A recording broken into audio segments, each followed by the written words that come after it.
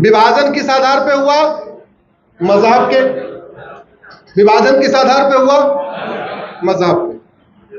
हमारे संविधान निर्माताओं ने कहा कि अब मजहब के आधार पे कोई नियम कानून नहीं चलेगा, मजहब के आधार पे कोई योजना नहीं होगी, मजहब के आधार पे कोई मंत्रालय नहीं होगा, मजहब के आधार पे कोई कमीशन नहीं होगा। भारत का संविधान कहता है जो होना चाहिए सबके लिए होना चाहिए, केवल 2 लोगों को छूट दिया हुआ है। आर्टिकल 15 में महिलाओं और बच्चों को छूट दिया हुआ है। संविधान कहता है कि आप महिलाओं के लिए अलग से मंत्रालय बना सकते हैं, महिलाओं के लिए अलग से आप कमीशन बना सकते हैं, महिलाओं के लिए अलग से आप योजना लागू कर सकते हैं, महिला और बच्चों दोनों के लिए। आर्टिकल 46 कहता है कि आप SC ST के लिए अलग से कमीशन बना सकते हैं, अलग से मंत्रालय बना सकते हैं, अलग से उनके लिए बजट स्कीम ला सकते हैं। तो भारत के संविधान में केवल 2 लोगों को छूट है, महिला, बच्चा और SC ST। बाकी किसी के लिए अलग से कोई नियम कानून नहीं होना चाहिए।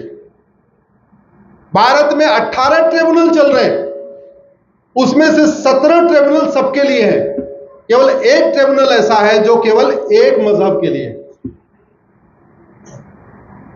अब इसका 2 तरीका है। जैसे कि बार बार वो लोग कह रहे हैं हमको तो पुराना वाला वक्फ एक्ट चाहिए, ऐसा मांग हो रही है ना, नहीं बदलाव नहीं होना चाहिए, बदलाव नहीं होना चाहिए। आज मैं भी कह रहा हूं ठीक है बदलाव नहीं होना चाहिए। वैसे हिंदू बोर्ड का जज फिर बात बराबरी की होगी। जैसे वक्फ बोर्ड जहां जहां जमीन क्लेम करता है उसका मुकदमा वक्फ ट्रिब्यूनल में जाता है, वैसे वैसे हिंदू बोर्ड जहां जहां उंगली रखेगा उसका मुकदमा कहां चलेगा? यानी काशी का मुकदमा कोर्ट में नहीं चलेगा, कहां चलेगा? भोजशाला का मुकदमा हिंदू बोर्ड, भद्रकाली का मुकदमा। एक फायदा और होगा, जैसे अभी वक्फ एक्ट ये कहता है यहां बाबर का घोड़ा घास खाता था इसलिए वक्फ प्रॉपर्टी है, तो हिंदू बोर्ड वाले भी बोलेंगे ये दिल्ली युधिष्ठिर ने बसाया था।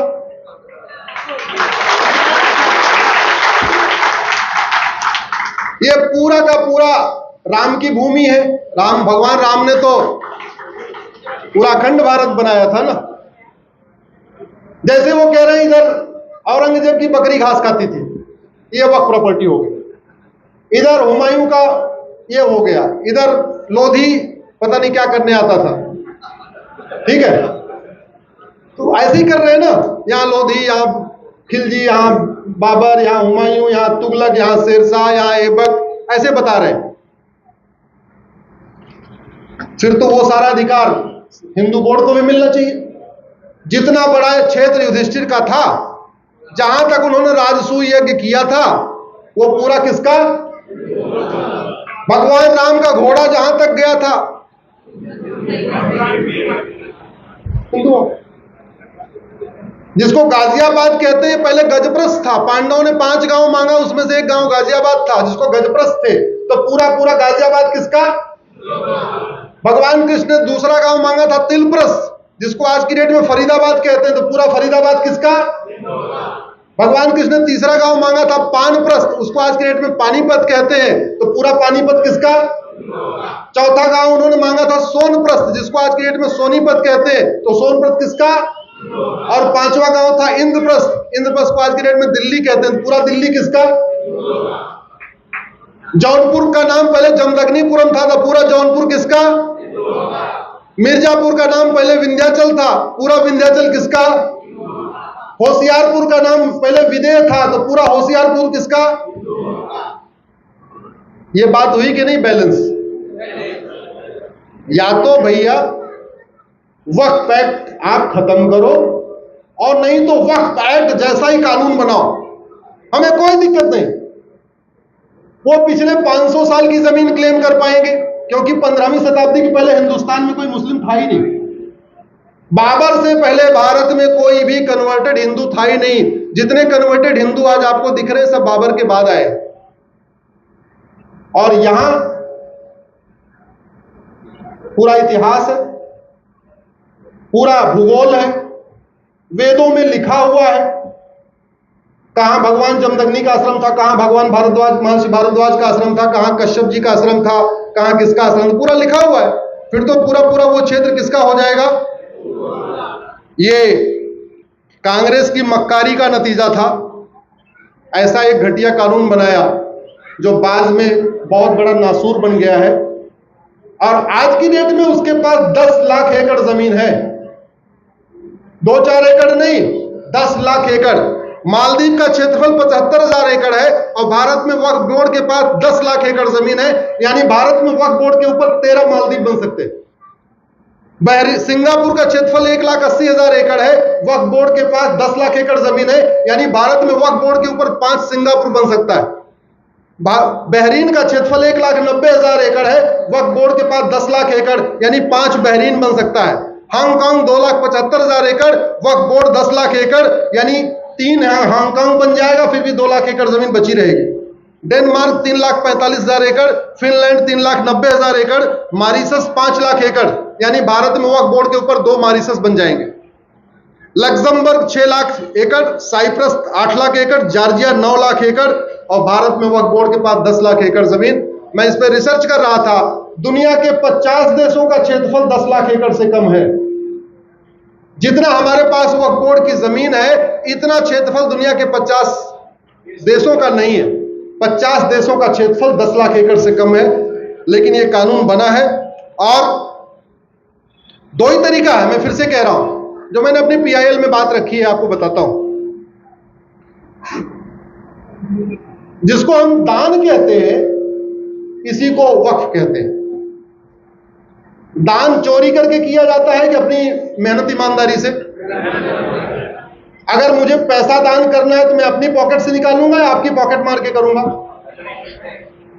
अगर मुझे गाड़ी दान करना है तो मैं अपनी गाड़ी दान करूंगा या दूसरों को चोरी करके? अगर मुझे जमीन दान करना है तो अपनी जमीन दान करूंगा या दूसरों की?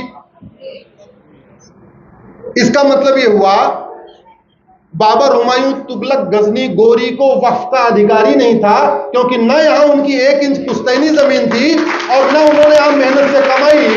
उन पैसी दरिंदों ने तलवार के दम पे जमीन कब्जा किया, आगजनी की धमकी देके कब्जा किया, बहन बेटियों का बलात्कार के जमीन कब्जा किया, इसलिए उनको वक्फ का अधिकारी नहीं था। और जब मुगलों को वक्फ का अधिकार नहीं था तो उनके नवाबों और निजामों को भी वक्फ का अधिकार नहीं था, क्योंकि उनके नवाबों और निजामों को भी 1 इंच यहां पुश्तैनी जमीन नहीं थी। आजादी के समय 50,000 एकड़ जमीन, आज की डेट में 10 लाख एकड़ जमीन, 9.5 लाख एकड़ जमीन बढ़ गई। कैसे बढ़ी? जंगलों पे कब्जा, पहाड़ियों पे कब्जा, नदियों पे कब्जा, खेत खलिहानों पे कब्जा, गांव की ऊसर जमीन पे कब्जा, गांव की बंजर जमीन पे कब्जा, जो शादी विवाह के लिए जमीन छोड़ी जाती है उस पे कब्जा करते करते करते करते 10 लाख एकड़ जमीन हो चुकी है। ये सारी जमीन वापस होनी चाहिए। मैं आज निवेदन कर रहा हूं, या तो वक्फ एक्ट पूरी तरीके से खत्म किया जाए और नहीं तो वक्फ एक्ट जैसा ही सनातन एक्ट बनाया जाए।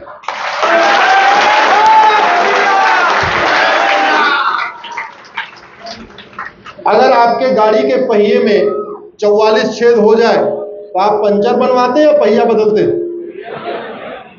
वक्फ एक्ट को सुधारने में 44 सुधार करना पड़ रहा है। कितना गड़बड़ है ये।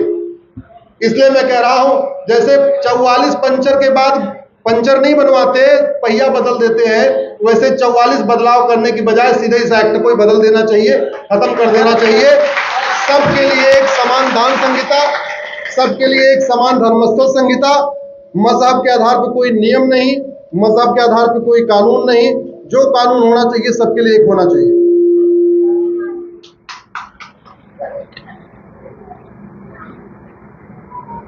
टाइम पूरा हो गया?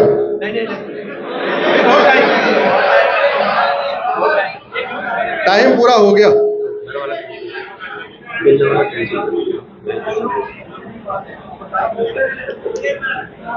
छह बजे तक बोले, 6 बजे तक रहेंगे, कोई हिलेगा नहीं।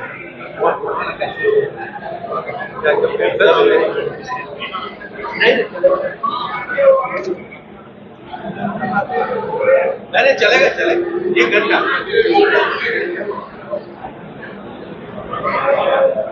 चलो फिर थोड़ा आपको मैं होमवर्क भी दे देता हूं। आप में से कितने लोग फेसबुक यूज करते हैं?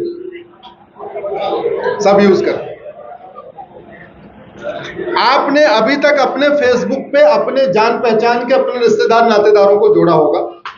मैं आज आप लोगों से आग्रह कर रहा हूं, जो 5000 की लिमिट है ना, उस लिमिट को पूरा होने दीजिए।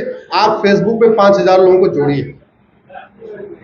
जोड़ने का तरीका यह है, आपका नाम राम कुमार है तो सारे राम को जोड़ लीजिए, रामचंद्र को भी जोड़िए, राम अचल को भी जोड़िए, राम यादव को भी जोड़िए, राम पासवान को भी जोड़िए, राम शर्मा को भी जोड़िए, राम उपाध्याय को भी जोड़िए।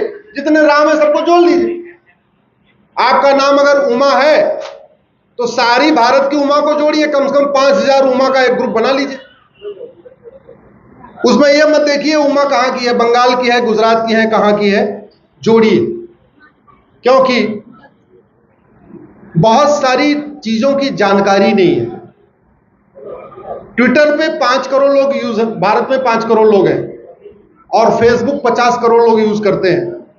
ट्विटर वालों को काफी कुछ जानकारी हो चुकी है, लेकिन उनकी संख्या टोटल 5 करोड़ है। जो सबसे बड़ा समूह है 50 करोड़ वाला, वहां हमारी रीच नहीं हो पा रही है। और हम लोग सोचते हैं नहीं फेसबुक तो आउटडेटेड हो गया। आपको बता दूं, सारे किसान, सारे मजदूर, गांव की रेडी पटरे वाले, सारे गोलगप्पे वाले, जितने हमारे भाई बहन हैं, सारे के सारे फेसबुक यूज करते हैं। फेसबुक यूज करने में शर्म की कोई बात नहीं है। उस पर दोस्तों की संख्या बढ़ाइए। हाँ, कोई उल्टी सीधी बात करे उसको ब्लॉक कर दीजिए, वो आपके हाथ में है, उसमें कोई दिक्कत थोड़ी है। और समस्याओं का मूल कारण और स्थायी समाधान लिखना शुरू करिए। भारत की जितनी समस्याएं हैं, इसमें से कोई भी समस्या लाइलाज नहीं है। इसमें से कोई भी समस्या ऐसी नहीं है जिसका इलाज न किया जा सके। बस हमें नियम कानून बदलना है, और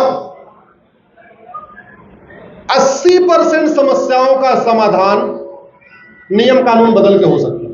80%। दो तरीके की सोच होती है। मैं ये नहीं कहता कि कौन सी सोच ठीक है। कुछ लोगों का यह मानना है कि समाज बदलेगा तो व्यवस्था बदलेगी। मेरा यह मानना है कि व्यवस्था बदलने पे समाज बहुत तेजी के साथ बदल जाता है। वही व्यक्ति नॉर्मल ट्रेन में चलता अलग व्यवहार करता है, मेट्रो में चलता अलग व्यवहार करता है, एयरपोर्ट पे चलता अलग व्यवहार करता है। व्यक्ति वही है, केवल रेल का नियम बदला, मेट्रो का नियम बदला, एयरपोर्ट का नियम बदला, उसके व्यवहार में परिवर्तन आ गया। नियम कानून बनाने की कोई लागत नहीं होती, फ्री में बन जाता है। जब फ्री में बन जाता है तो पहले फ्री वाला काम कर लेना चाहिए। उदाहरण के लिए, एक के बाद यहां हत्याएं होती रहती हैं, लेकिन सजा नहीं मिलती, और सजा नहीं मिलती इसलिए हत्याएं होती रहती। जितना अपराध भारत में इतना सिंगापुर में तो नहीं है। जितना अपराध भारत में इतना अमेरिका रूस में भी नहीं है। यहां तो हम लोग बार बार कहते हैं ना, हमारी एकता बढ़नी चाहिए। एकता में बाधक क्या है उसको समझिए। गांव में एकता टूटती कैसे है? एक व्यक्ति दबंग होता है, ध्यान से सुनिए कैसे एकता टूटती है। एक व्यक्ति दबंग है, वो चाहे वो किसी भी जाति का हो, वो अपने बगल वाले गरीब की जमीन पे कब्जा कर लेता है।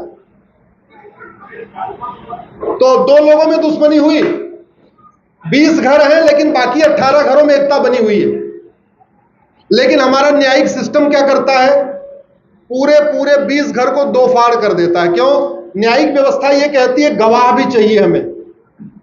अब जब गवाह चाहिए तो जो दबंग है वो भी 10 गवाह लाता है, जो बेचारा गरीब है वो भी 10 गवाह लाता है, तो पूरा गांव दो फाड़ में हो गया।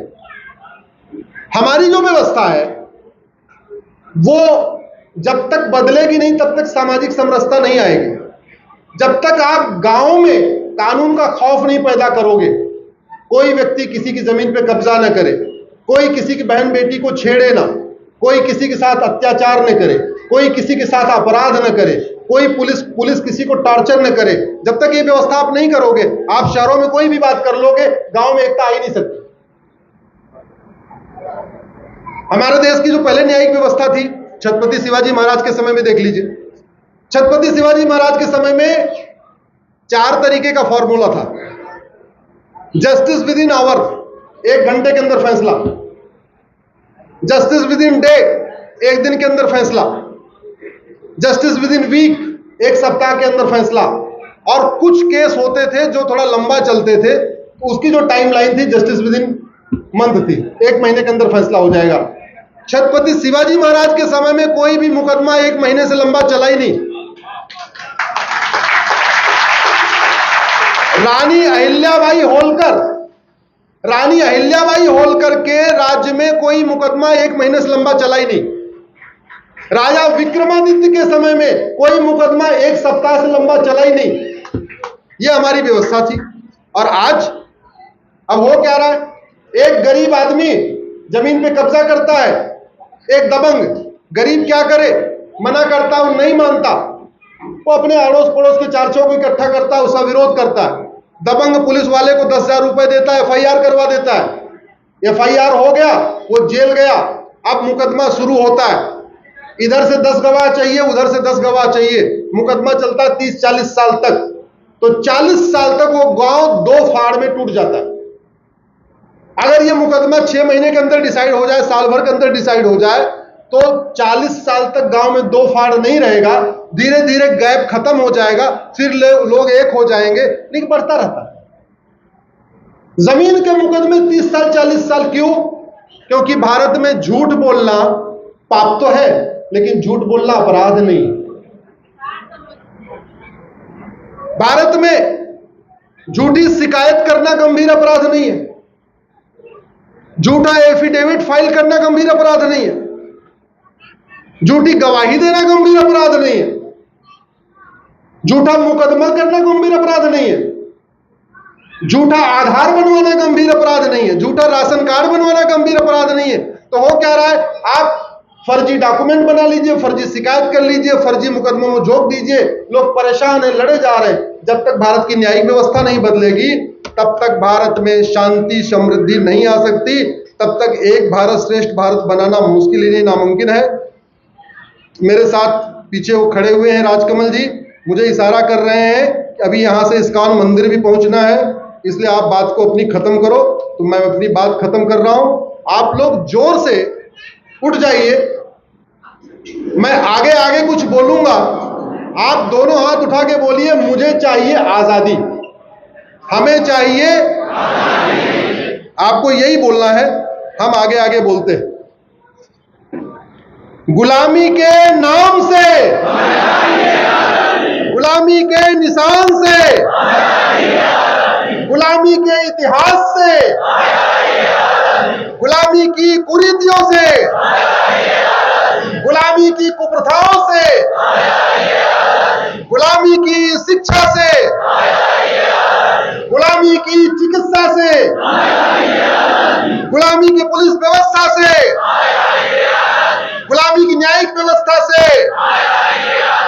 गुलामी की चुनाव व्यवस्था से, गुलामी की संस्कृति से, घूसखोरी कमीशनखोरी से, नशा तस्करी मानव तस्करी से, माओवाद नक्सलवाद से, अलगाववाद आतंकवाद से, जिहाद मजहबी उन्माद से, रोहिंग्या बांग्लादेशी घुसपैठ से, जिहादी मिशनरी धर्मांतर से, लैंड जिहाद लब जिहाद से, मजहब के आधार पर योजनाओं से, मजहबी नियम कानूनों से, मजहबी बोर्ड मजहबी मंत्रालय से।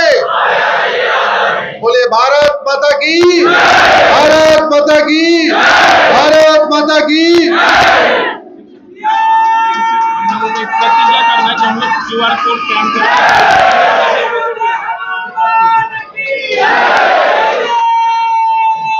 अब मैं कार्यक्रम के समापन भाषण के लिए